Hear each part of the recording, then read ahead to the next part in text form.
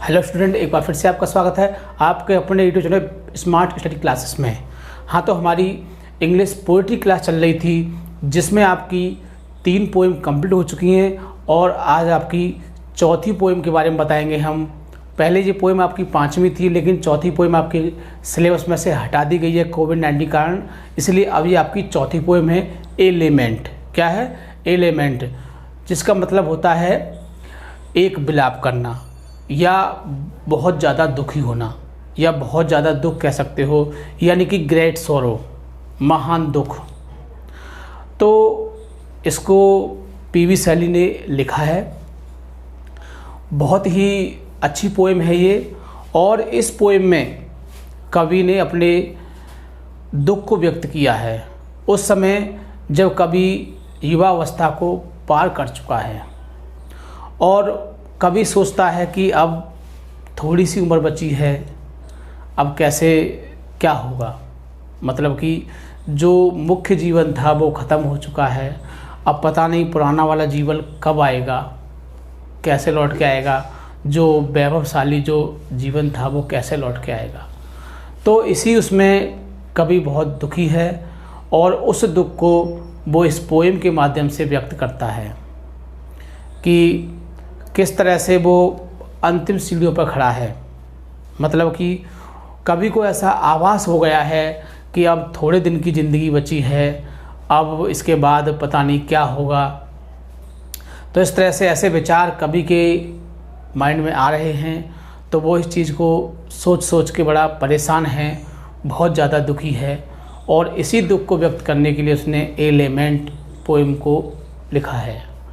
बहुत ही अच्छा वर्णन किया है कि व्यक्ति की जब उम्र ज़्यादा हो जाती है, जब वो बूढ़ा होने को होता है, तो उसे ऐसा महसूस होता है कि अब पता नहीं क्या होगा, कुछ दिन बाद मर जाएंगे, सब कुछ ऐसे ही रह जाएगा, बड़ी मुश्किल से इकट्ठा किया था, है ना, पैसा भी कमाया था और बच्चे भी हैं, ये भी सब रह जाएंगे।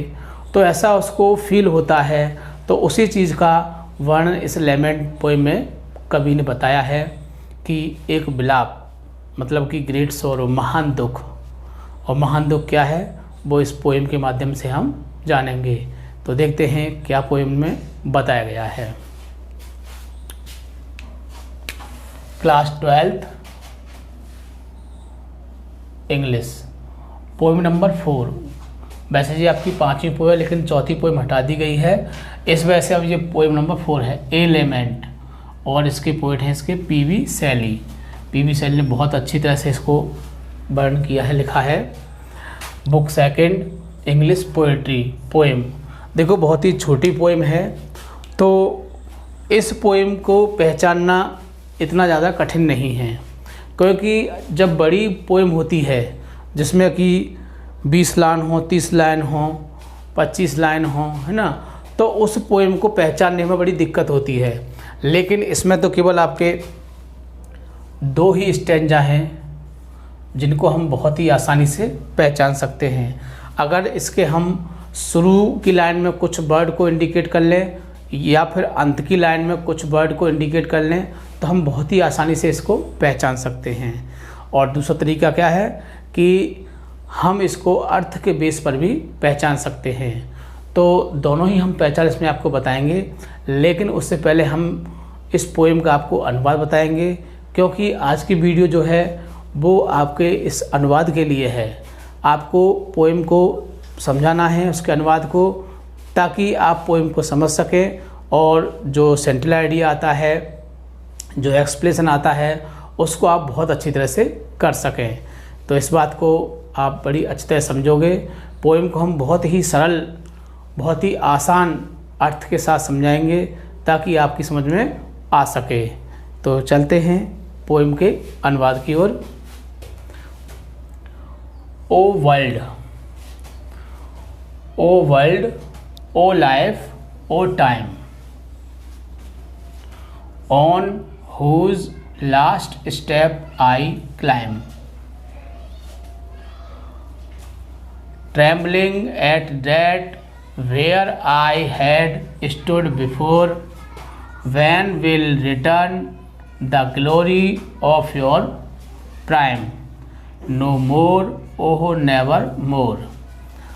तो मैंने देखो ये पूरा एक स्टैंजा आपको पढ़ दिया। अब इसको हम आपकी हिंदी बताते हैं। ओ वर्ल्ड, ओ मिस होता है हे, क्या होता है हे, वर्ल्ड मिस संसार, हे संसार। ओ लाइफ, लाइफ मिस जीवन, हे जीवन। ओ टाइम, ओ मिस हे, टाइम मिस समय। तो देखो जीवन में तीन चीज़ ही आपकी मुख्य देखा जाए तो संसार होता है जिसमें हम रहते हैं, देखते हैं कि हम यहाँ रह रहे हैं, हमारे मिलने वाले वहाँ रह रहे हैं, कुछ लोग वहाँ रह रहे हैं, तो क्या बनता है, एक संसार बन जाता है। लाइफ, जो हम जिंदगी जी रहे हैं, ये भी मुख्य चीज़ है। और तीसरा है समय, जो सबको बराबर दिया जाता है और इसका किसको किस तरह से समय बिताना है। तो जीवन में यही तीन चीज़ें मुख्य हैं। तो ओ वर्ल्ड, हे संसार, ओ लाइफ, हे जीवन, ओ टाइम, अरे समय। On whose last step I climb, on whose, जिस पर, लास्ट स्टेप मतलब कि मैं जिसकी, कभी कह रहा है कि मैं जिसकी लास्ट स्टेप, अंतिम सीढ़ी पर, आई क्लाइम, चढ़ रहा हूँ। कभी कहता है किसकी, संसार की, जीवन की और समय की, मैं अब अंतिम सीढ़ी पर चढ़ रहा हूँ, लास्ट सीढ़ी पर चढ़ रहा हूँ। एक बार फिर से देखेंगे। ओ वर्ल्ड, हे संसार, ओ लाइफ, हे जीवन, ओ टाइम, हे समय। ऑन हुज, जिसकी या जिस पर, लास्ट स्टेप, अंतिम सीढ़ी पर, आई क्लाइम माने मैं चढ़ रहा हूँ, जिसकी मैं अंतिम सीढ़ी पर चढ़ रहा हूँ। किसकी अंतिम सीढ़ी पर, समय की, जीवन की और टाइम की, है ना, संसार की, जीवन की और समय की अंतिम सीढ़ी पर चढ़ रहा हूँ। मतलब कि चढ़ चुका हूँ, मतलब कि कभी का थोड़ा सा जीवन बचा है तो उसको बड़ा दुख फील हो रहा है, पता नहीं अब क्या होगा, थोड़े दिन बाद मर जाएंगे, सब कुछ यूँ ही पड़ा का पड़ा रह जाएगा। तो ऐसे उसके विचार उसके मन में आ रहे हैं। ट्रेम्बलिंग, ट्रेम्बलिंग से कांपना। एट डेट वेयर मिस, जहाँ, डेट मिस वहाँ कह सकते हो, वह कह सकते हो। आई हैड स्टूड बिफोर, जहाँ पर मैं पहले खड़ा था। वेयर मिस जहाँ, आई हैड स्टूड बिफोर, जहाँ पर मैं पहले खड़ा था वहाँ पर मैं कांप रहा हूँ। ट्रेम्बलिंग मिस कांप रहा हूँ। वेयर मिस जहाँ पर, आई हैड स्टूड मैं खड़ा हुआ था, बिफोर माने पहले, एट डेट माने वहाँ पर, ट्रेम्बलिंग माने कांप रहा हूँ। जहाँ पर मैं पहले खड़ा हुआ था वहीं पर कांप रहा हूँ। वैन माने जब, will return the glory of your prime, when माने जब। अब यहाँ प्रश्न वाली बात आती है, जब, विल रिटर्न, विल माने गागी होता है, रिटर्न माने लौटेगा, जब लौटेगा, द ग्लोरी माने वैभव, ऑफ योर प्राइम मतलब कि उस युवा अवस्था का, मतलब कि जो युवा अवस्था बीत चुकी है उसका वैभव पता नहीं कब लौटेगा। वहन माने कब, विल माने गागी, रिटर्न माने लौटेगा, पता नहीं कब लौटेगा। द ग्लोरी मिस वैभव ऑफ योर प्राइम मतलब कि मेरी जो पुरानी अवस्था थी उसका वैभव पता नहीं कब लौटेगा।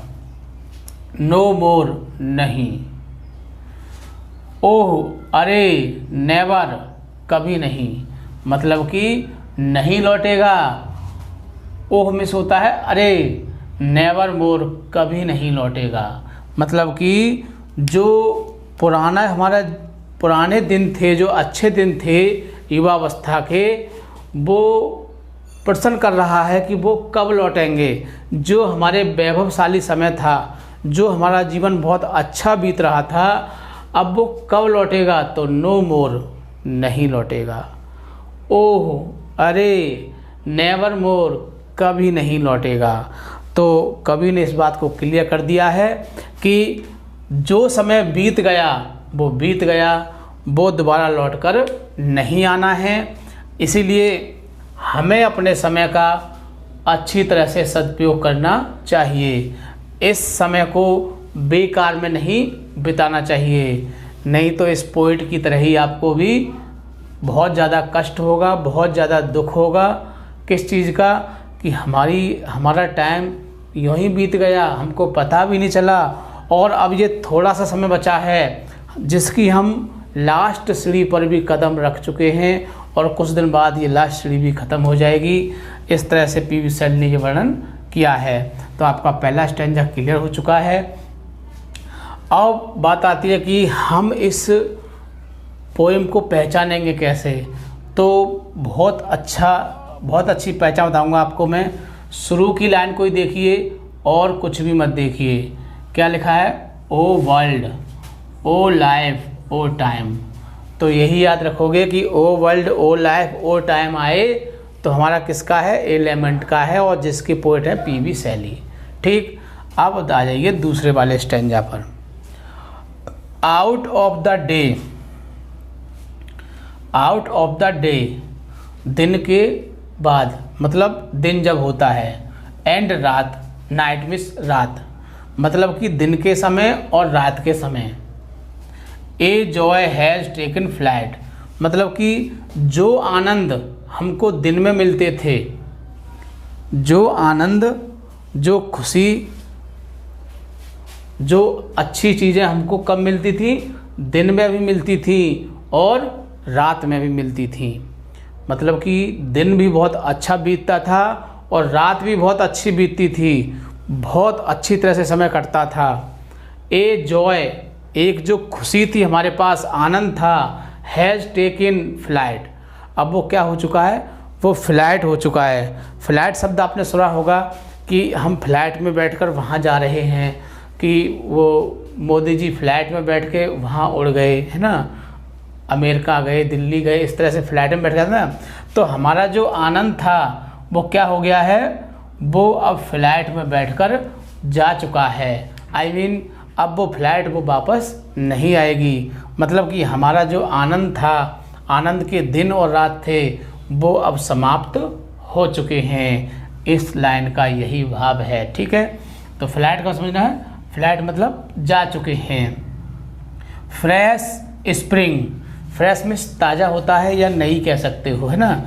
स्प्रिंग मीन्स बसंत का जो मौसम होता है। एंड समर, और गर्मी का मौसम।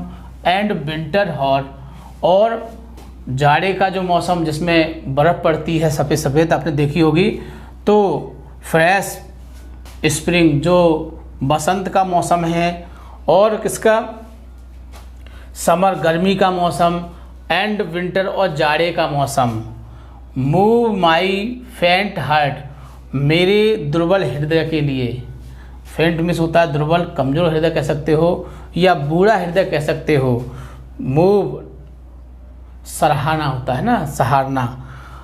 माई फेंट हार्ट, मेरा जो दुर्बल हृदय है उसके लिए सहारना मतलब फायदा देना। विद ग्रीफ, क्या देता है? दुख। बट विद डिलाइट, ना कि खुशी। डिलाइट मीन्स खुशी, आनंद होता है। मतलब कि ये जो फ्रेश स्प्रिंग है, समर है और विंटर है, इन चीज़ों से मेरे दुर्बल हृदय के लिए क्या मिलता है? ग्रीफ मीन्स दुख होता है, दुख मिलता है। बट विद डिलाइट, लेकिन खुशी नहीं मिलती। मतलब कि दुख ज़्यादा मिलता है और खुशी कम मिलती है। किससे? स्प्रिंग, बसंत के मौसम में बहुत अच्छा लगता था। जब बच्चे होते हैं, जवान होते हैं, तो ये मौसम बहुत अच्छा लगता है, बच्चे खेलते ज़्यादा हैं इस मौसम में। गर्मी के मौसम बड़ा आनंद आता है, गरम गरम, है ना, गर्मी में। और विंटर में भी अच्छा लगता है। कब अच्छा लगता है? जब हमारी कंडीशन सही हो, युवा अवस्था हो या बचपन हो, तो बहुत अच्छे लगते हैं। कौन से? Spring, summer and winter. लेकिन जब व्यक्ति कमज़ोर हो जाता है, जब व्यक्ति बूढ़ा हो जाता है, उसका हृदय दुर्बल हो जाता है, तो ये चीज़ें क्या बन जाती हैं? ग्रीफ, कष्टदायी होती हैं और लाभ कम देती हैं। जैसे कि कहते हैं ना कि ठंडी हवा चलने से घुटनों में दर्द हो जाता है, और गर्मी ज़्यादा लगे तो सांस सी वो उखड़ने लगती है, और बसंत मौसम जो सबसे अच्छा मौसम होता है वो भी बेकार लगने लगता है। कब? जब व्यक्ति जीवन की अंतिम स्टेज पर पहुंचता है। तो इसी बात को लेकर कवि बड़ा परेशान है। फिर से वही बात दोहराई गई है, नो मोर, बिल्कुल भी नहीं, ओह नेवर मोर, कभी भी नहीं। मतलब कि उसको क्या मिलता है? ग्रीफ ही मिलता है, दुख ही मिलता है, आनंद बिल्कुल भी नहीं मिलता है, कभी भी नहीं मिलता है। तो कवि ने इस पोएम में युवा अवस्था के बाद जो अवस्था आती है उस अवस्था के बारे में वर्णन किया है, और बताया है कि कितना कष्टदायी होता है वो समय। क्यों? कि आधे से ज़्यादा समय हमारा बीत चुका होता है और थोड़ा सा समय बचा होता है। जैसे कि आप 100 में से 75 जा चुका है और 25 बचा है। तो जब व्यक्ति 75 के बारे में सोचता है तो 25 बड़ा कम लगता है। जैसे किसी चीज़ को हमने 100 में डिवाइड कर लिया तो 75 तो बीत गया है और 25 बचा है। तो जब वो 75 के बारे में सोचता है तो उसे बड़ा कष्ट होता है कि मेरा 75 मतलब 75% मेरा जीवन जा चुका है और थोड़ा सा 25% बचा है, और पता नहीं वो 25% किस स्पीड से ख़त्म हो जाए, क्योंकि लास्ट में जाने पर स्पीड भी तेज़ हो जाती है। तो वही कंडीशन है। तो इस पोएम में कवि ने इसी बात को बताया है।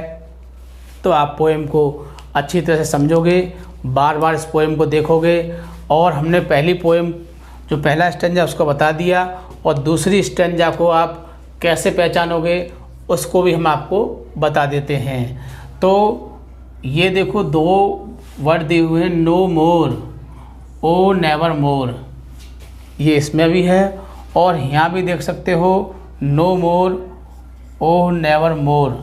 तो देखो इस लाइन से हम बहुत अच्छी तरह से इसको पहचान सकते हैं।